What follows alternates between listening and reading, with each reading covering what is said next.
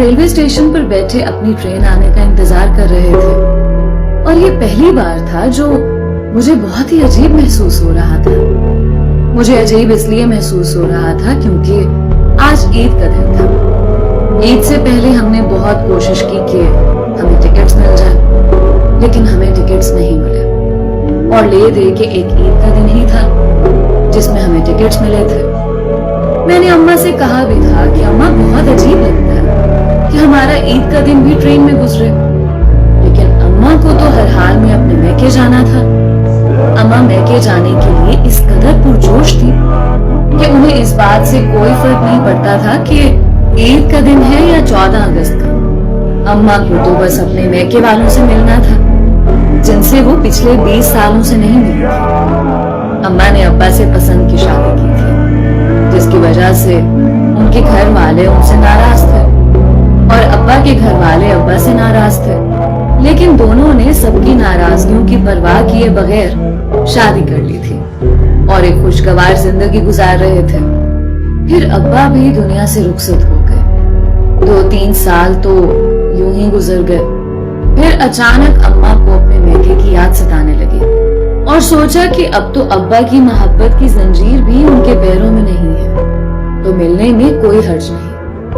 ننیال سے ہمارا رابطہ وغیرہ تو کوئی تھا ہی نہیں، لیکن اماں کو اپنے گھر کا پتہ یاد تھا۔ المختصر جن کے گھر ہم جا رہے تھے انہیں علم ہی نہیں تھا کہ ہم آ رہے ہیں۔ ہمارا کوئی بھائی بھی نہیں تھا اور کسی محرم کے بغیر ہمارا یہ پہلا سفر تھا۔ سونے پہ سہاگا یہ کہ عید کے دن یہ سفر ہمیں کرنا تھا۔ ریلوے اسٹیشن پر تو جیسے ہو کا عالم تھا، گنتی کے چند لوگ ہی نظر آ رہے تھے۔ مجھے تو بس یہ فکر کھائے جا رہی تھی کہ آج عید کا دن ہے اور سب ہنسیں گے ہم پر کہ عید کے دن ہم سفر کر رہے ہیں۔ میں دعا کرتی رہی کہ کوئی اور بھی خدا کرے موجود ہو، ورنہ ایک تو ہم 3 خواتین اور نہ محرم کے بغیر سفر، میں، میری اماں اور میری چھوٹی بہن۔ خیر ٹرین آ گئی اور ہم اس میں سوار ہو گئے اور حسب توقع مجھے مایوسی ہی ہوئی۔ ٹرین میں کوئی بھی نہیں تھا۔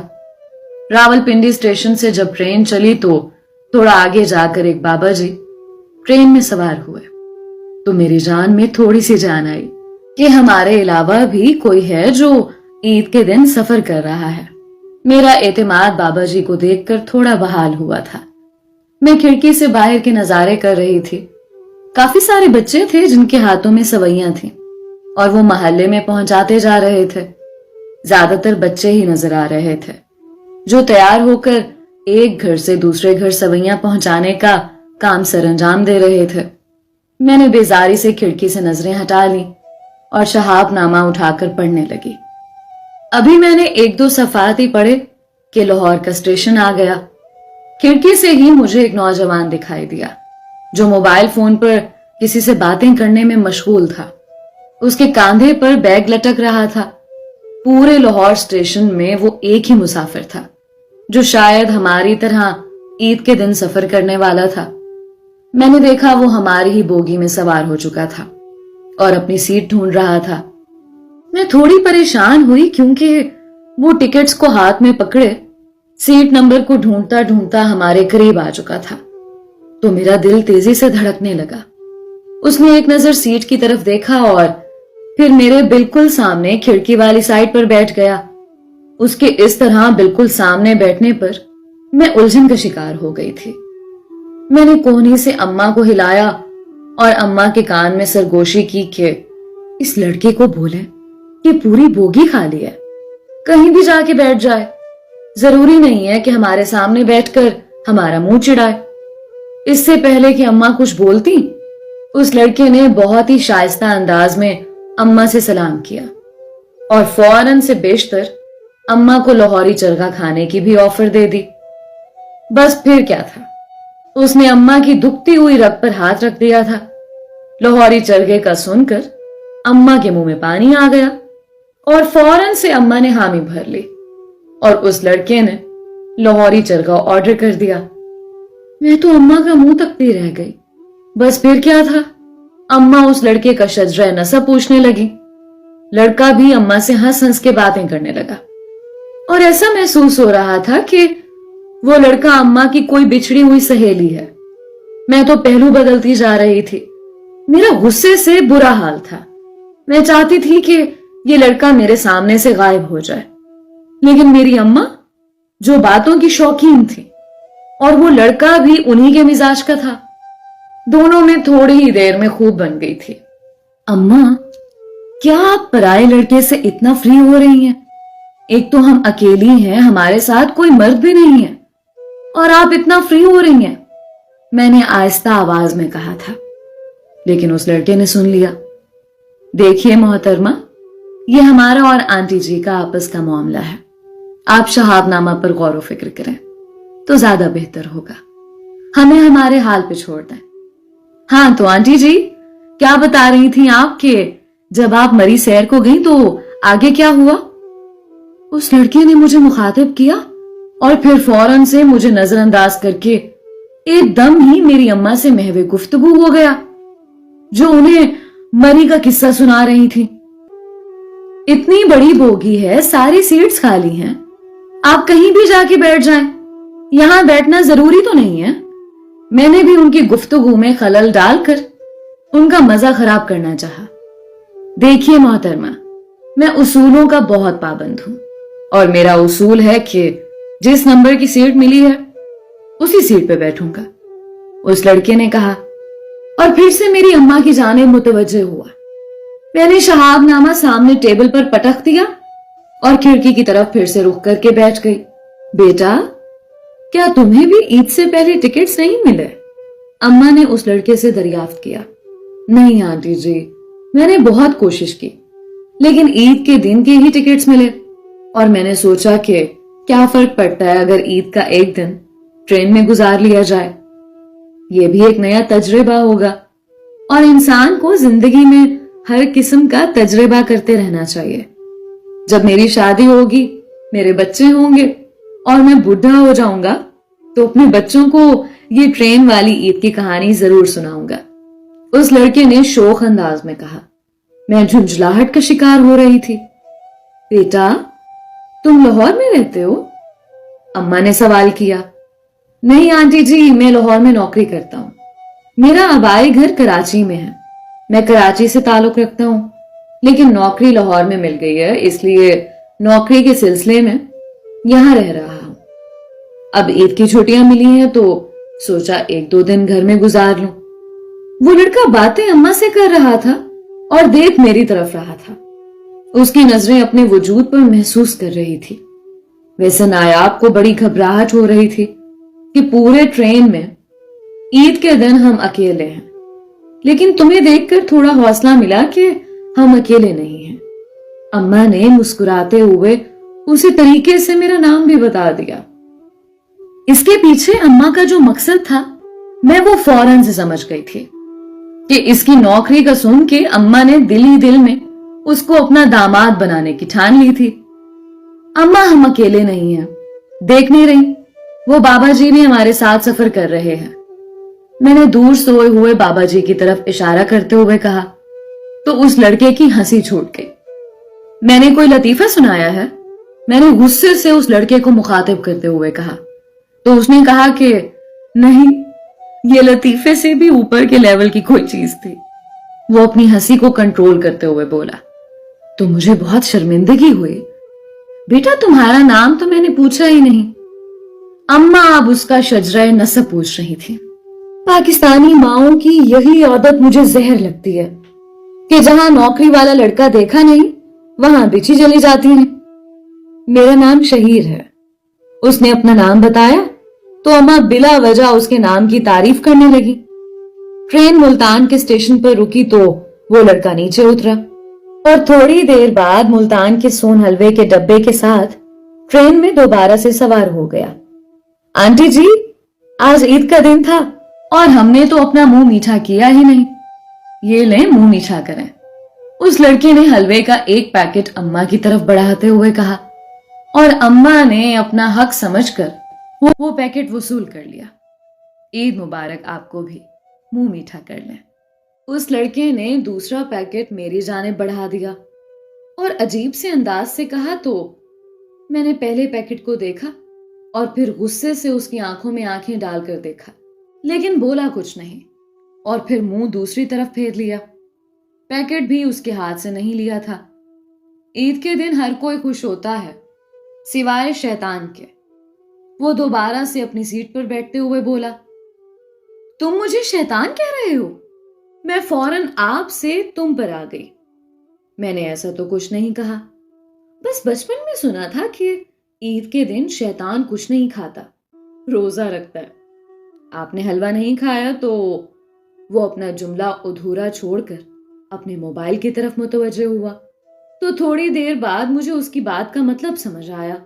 میں نے اماں کے ہاتھ سے حلوہ کا ڈبہ لیا اور کھانا شروع کر دیا، صرف یہ دکھانے کے لیے کہ نہ میں شیطان ہوں اور نہ آج میرا روزہ ہے۔ یہ تھی تو بچگانہ حرکت، لیکن پتہ نہیں کیوں اب میرا دل بھی بچہ بننے کو چاہ رہا تھا۔ تھوڑی دیر پہلے تک جو میں اماں اور اس لڑکے کی باتوں سے بیزار تھی، اب انہی سے لطف اندوز ہونے لگی تھی، لیکن شکل سے ظاہر نہیں کر رہی تھی۔ آنٹی، آپ کو دیکھ کر لگتا ہے کہ آپ جوانی میں بہت خوبصورت رہی ہوں گی، پتہ نہیں آپ کے بچے کس پر گئے ہیں۔ اس لڑکے نے شرارتی انداز میں میری طرف دیکھے بغیر ہی کہا تو میں چونک گئی۔ بات کا دوسرا مطلب لیا جائے تو وہ یہ کہنا چاہ رہا تھا کہ امی خوبصورت ہے اور ہم نہیں۔ میں نے پہلے تو کچھ بولنے کے لیے منہ کھولا، پھر ضبط کر گئی اور خاموش رہی۔ تھوڑی دیر یوں ہی سوچتی رہی، پھر اٹھ کر بوگی کے دروازے کی جانب چل پڑی، جہاں سے کھلی فضا کو محسوس کیا جا سکتا تھا۔ سورج نے آسمان سے اپنی چادر کھینچ لی تو اندھیرا پر پھیلائے ہر شے کو ڈھانپ گیا۔ حسین رات کا منظر بہت دل فریب تھا۔ اچانک میری نظر سامنے نصب آئینے پر پڑی تو میں آئینے کے قریب آئی اور اپنا عکس دیکھنے لگی۔ مجھ کو کچھ دیر پہلے اس لڑکے کی کہی ہوئی بات یاد آئی تو میں پریشان ہو کر غور سے اپنے نقوش دیکھنے لگی۔ اتنی حسین تو ہوں میں نے اپنے چہرے کا جائزہ لیتے ہوئے ہلکی سی آواز میں کہا، تو وہ لڑکا کسی بوتل کے جن کی طرح نمودار ہوا، جی بہت حسین ہے آپ۔ اس نے بالکل میرے کان کے قریب سرگوشی کی تو میں اچھل پڑی۔ دیکھا تو وہ بالکل میرے عقب میں کھڑا تھا اور اس کا چہرہ مجھے اپنے پیچھے آئینے میں دکھائی دیا۔ تم میرے پیچھے یہاں بھی آ گئے؟ میں نے اپنے آپ کو سنبھالتے ہوئے کہا اور اس سے فاصلے پر جا کر کھڑی ہو گئی۔ نہیں، آپ کے پیچھے نہیں، میں تو بس ہوا کھانے آیا تھا۔ وہ دوسری طرف والے دروازے پر جا کر کھڑا ہو گیا اور ٹیک لگائے دونوں ہاتھ سینے پر باندھے باہر دیکھنے لگا۔ تم کو لگتا ہے کہ ہم اکیلی خواتین ہیں، ہمارے ساتھ کوئی مرد نہیں، تو تم ہمیں عجیب و غریب طریقوں سے ہراساں کرنے کی کوشش کر رہے ہو؟ میں نے بہادری کا مظاہرہ کرتے ہوئے اونچی آواز میں کہا، حالانکہ اب مجھے اس لڑکے سے کوئی خوف محسوس نہیں ہو رہا تھا۔ اس مختصر سی ملاقات میں اندازہ ہو گیا تھا کہ وہ ایک خاندانی لڑکا ہے اور بے ضرر ہے۔ ہراساں؟ آپ کو پتہ بھی ہے ہراساں کا مطلب کیا ہوتا ہے؟ میں جانتا ہوں آپ کے ساتھ کوئی مرد نہیں ہے، اسی لیے میں نے آنٹی سے باتیں کر کے ان کو احساس دلانا چاہا کہ میں ان کے بیٹے جیسا ہوں، اور اس سفر میں ان کے ساتھ ایسے ہی ہوں جیسا ایک بیٹا ہوتا ہے۔ میں اس مختصر سے سفر میں آپ کا محافظ بننا چاہتا ہوں، اور آپ؟ ایسا کہتا ہوا وہ رکا نہیں، وہاں سے چلا گیا۔ وہ ناراض ہو گیا تھا۔ میرا دل ایک لمحے کو ڈوب کر ابھرا تھا۔ میں تھوڑی دیر وہاں کھڑی رہی اور پھر دوبارہ اپنی جگہ پر آ کر بیٹھ گئی۔ میں نے دیکھا کہ وہ دور جا کر سو گیا تھا یا پھر سونے کی اداکاری کر رہا تھا۔ اس کے بعد اس نے کوئی بات نہیں کی۔ رات 1:30 بجے کراچی اسٹیشن آ گیا۔ ہم ٹرین سے اترے اور سواری تلاش کرنے لگے۔ وہ لڑکا اس قدر ناراض تھا کہ جاتے جاتے دیکھا بھی نہیں ہمیں۔ ایک لڑکا اسے بائک پر لینے آیا اور وہ اس لڑکے کے ساتھ جلدی سے بائک پر سوار ہو گیا اور میری نظروں سے اوجھل ہو گیا۔ 500 سے 1 روپیہ اوپر نہیں دوں گی، اماں کی آواز پر میں خیالوں سے باہر آئی، جو رکشے والے سے کرائے پر بحث کر رہی تھیں۔ अम्मा जो मांगता है दे देना, एक तो रात का वक्त है और हमारे साथ कोई मर्द भी नहीं है, मैंने अम्मा से आहिस्ता से आवाज में कहा। ना जाने क्यों अब मुझे खौफ महसूस हो रहा था। जब तक वो लड़का साथ था तो कोई खौफ नहीं था।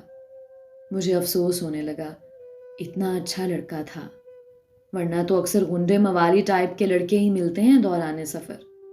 खैर, हम रिक्शे में सवार हो गए। 40 मिनट लगे थे अम्मा के मैके के घर तक। थकन से बुरा हाल था।